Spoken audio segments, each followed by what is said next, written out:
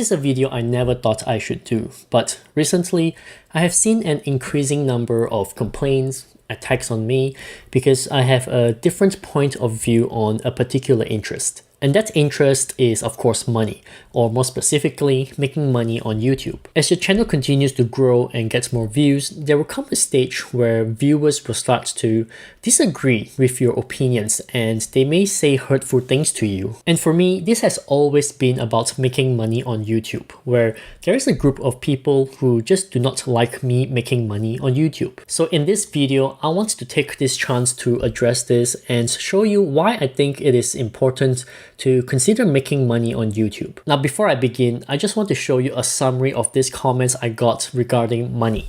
Keep in mind, this is just my opinion, so do not take it too seriously, okay? The first one is that money is evil. These are the people who believe that money is what causes problems, it is what creates issues, and we are better off without them. The second one is hard selling. These are the ones where they get offended if I try to push for the littlest thing, like a product I use or a software I use. They enjoy saying you are a scam, they enjoy laughing at you when you beg viewers to check out your affiliate links. And by the way, you can find some of the affiliate links to the softwares I use in the link down in the description below. Third one is that everything should be free. These are the people who think that everything on YouTube should be and will always remain free because information is free, as they like to say it. They are also the ones who completely disregard the amount of time and effort content creators put into creating a good video. I think you sort of get the idea here, but ultimately, all three of these categories boil down to one thing: the fear of making money on YouTube, or even making money anywhere else other than from a job, which is kind of ironic considering how your job is what makes your company rich. Now, I first want to make it clear that I'm not here to shame those who fear making money. Everyone has their own freedom of choice, everyone is free to do whatever they want, and I respect their choice. I am not here to judge them because I don't know where they're coming from. But the one thing I cannot accept is how these people somehow try to shove their ideals into me and try to force me to be them. Believe me, I tried having a healthy discussion with them with respect and an open mind, but they refuse to see from my point of view and the discussion ends up being one-sided. I know some of you might think that having fun on YouTube is important. It is about having that creativity and that's all that matters. Making money is secondary. There is some truth to that. However, money cannot be disregarded completely. At some point, it has to be part of your journey because it will affect you whether you like it or not. I'm sure you have heard me say this dozens of times. You need to make money on YouTube to sustain your channel. Money buys you time and time allows you to create the content you love. It's a cycle. But there is one more reason, one that I think not many people actually consider. Allow me to explain. For some of you who are content creators, you might have heard of someone saying, go get a real job, or if you want to make money, get a job instead. I always chuckle when I hear that. Why? Well, I think the term job security is a very dangerous term and the meaning given to it has changed over the years. Let me try to explain this with an example. Imagine a team of 4 software engineers who work under a manager. Now, over the years, as you keep working, 2 software engineers may be promoted to senior software engineers due to their dedications and work ethics and contributions. So now we have 2 senior software engineers and 2 software engineers. These 2 remain as software engineers probably because they left and someone new joins. There's staff turnover like any other company. And this goes on for 10 years until finally the manager decides to leave to seek out new opportunity, or maybe he or she got hired elsewhere. Suddenly, there's a new opening after 10 years. So here's the question. Who is going to get that position? Theoretically, one of the senior engineers should be promoted. That is the most logical step. So let me ask you, if you are one of the senior engineers who has been working in the same position for 10 years, how would you feel if you are not the one to be promoted? If it was me, this would not only make me feel miserable, but I'll probably look for a new job because I'm not going to wait another 10 years for my next opportunity to come. But sadly, most people wouldn't do what I do, and they would instead decide to stay in their current position for possibly the next decade. And here is where money becomes a problem.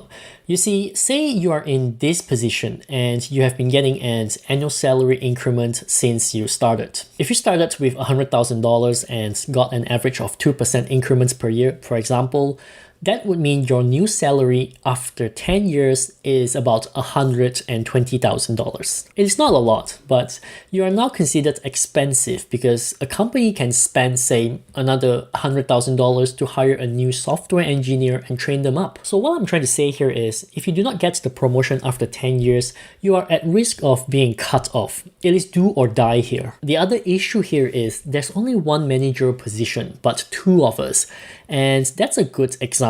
Usually it is a team of 10 to 20 software engineers eyeing for that one position. But I guess the worst part of all is, more likely than not, the company is probably going to bring in someone externally, pay him or her a large amount of money to manage you, even if you have 10 years of experience. That to me is what's going to happen, realistically. So, what's the point of my story and what has this got to do with YouTube? I just do not want to waste 10 years of my life on a possibility. I mean, 10 years is a lot of years, and on top of that, my earning potential is capped in that 10 years. I'm not saying that I'm not going to fight for a promotion or prove my worth in 10 years. What I'm saying is we need to have a contingency plan so that we can take care of ourselves financially. Because I certainly do not want to be in my 50s and I'm earning the same pay as someone who is half my age. So instead of going all in your career for 10 years, which is possible depending on your talent and hard work, why not build something at the side as a backup plan? Not only are you protecting yourself financially, but you're also opening up more opportunities for yourself. In fact, you are creating opportunities. I strongly believe that if you want to make something happen, it will happen. If you intentionally want to make money out of YouTube, I have no doubt you can. So you see, making money on YouTube isn't about being rich or anything like that. It is about giving ourselves security and control of our life. No one can predict what can happen in the next decade, but we can certainly prepare the best way we possibly can. It doesn't even have to be YouTube. It can be any side hustles you love. If you have the intention, you will find a way. I think people do not like money because they're afraid of dealing with money due to the many complexities it can bring. Maybe it ruins a family. Maybe it was bad investments. I mean, money is not easy to understand either. It might be simple plus and minus, but those with true financial knowledge would know how to use money wisely so that they can make money with money. I want to show you one more thing. Hopefully this encourages you to think wisely about making money on YouTube. This is how much I earned per day from January 2023 to mid-August 2023. Just have a look. I'm averaging, say, $2 a day with some occasional spikes of about $15 to $20. That's crazy, right? Who would even continue to upload videos weekly for just $2 a day? But I did just that for 8 months. Uploading weekly consistently, spending dozens of hours a week on one video. Because what intrigued me was me earning $2 a day in passive income. If I stopped uploading for a month, I would still be getting the money. Hence, the question isn't why I am making so little money a day. The question becomes, how can I increase the amount I earn a day? To me, it is simple. Just upload more videos to increase the chances. Persist, be consistent, and have lots of grit. Then check it out. From mid-August to December, I did just that. I was earning sometimes hundreds of dollars a day in August and September, thanks to YouTube finally recognizing my channel and giving it a push. And then it slowly dies down before it stabilizes to about $20 a day. Is $20 a day a lot? No, I'm still better off having a job.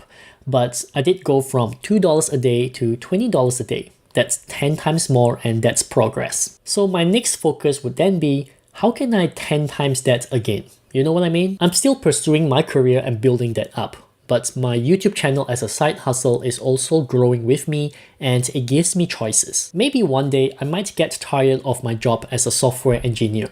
Maybe one day AI might take over coding. whatever it is, I'm not afraid because I gave myself a choice, which is to be able to give value and help those who want to build the same path as me. YouTube doesn't have to be complicated. Sometimes to grow on YouTube is to simply apply a simple strategy and not overthink. Anyways, I'm not even sure if you got what I said. I feel like some point in this video is all mumbo jumbo. But if you get it, let me know what you think in the comments below.